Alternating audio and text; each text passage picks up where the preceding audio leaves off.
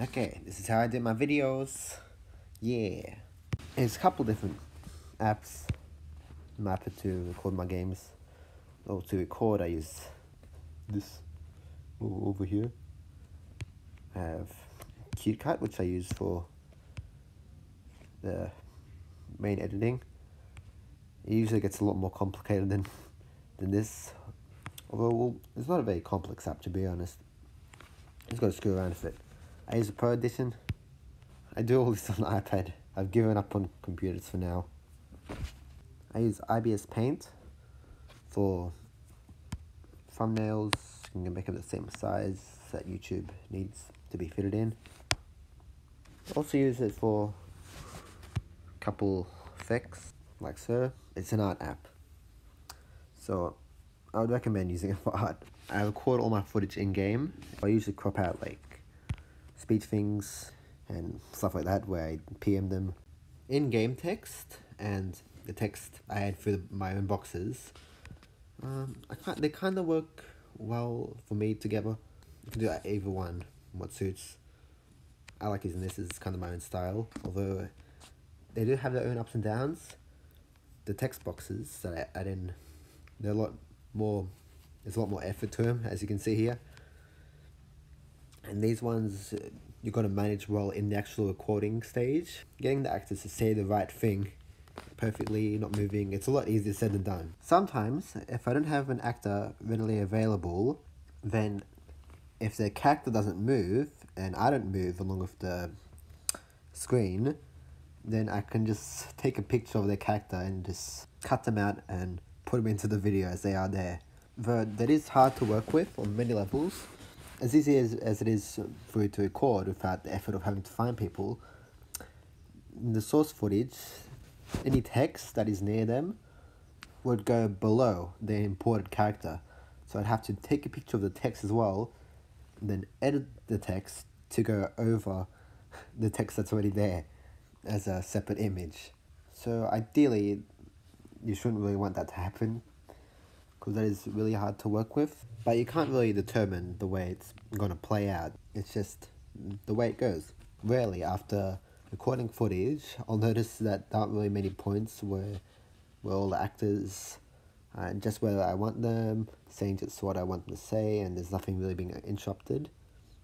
So I'll have like a really small portion, and I'll duplicate that, and well, it'll only work if in the video everyone's standing still, otherwise I'll just keep looping.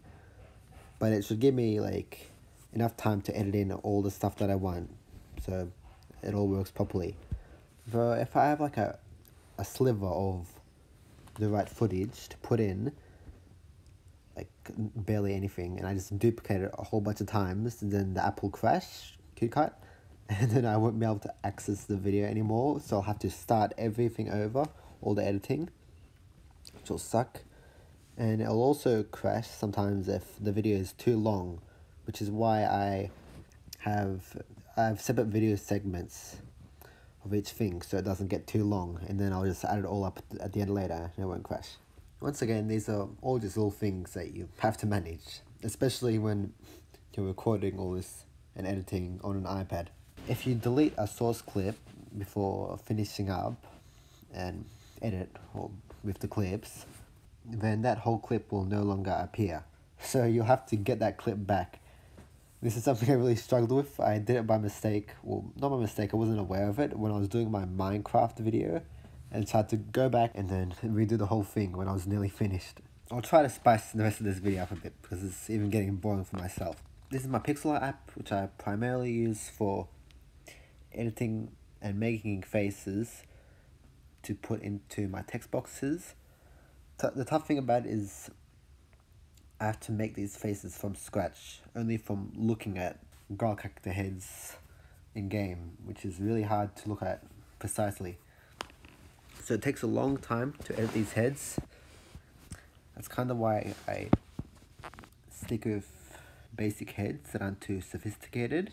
But if you have a file for a custom head, then you can just put that in easily, especially into an app like this. You might not even have to go to that step, actually. So when I want to edit a head, I just tap on it, and all the buttons just kind of speak for themselves, really. This app actually kind of has quite a lot of stuff in store.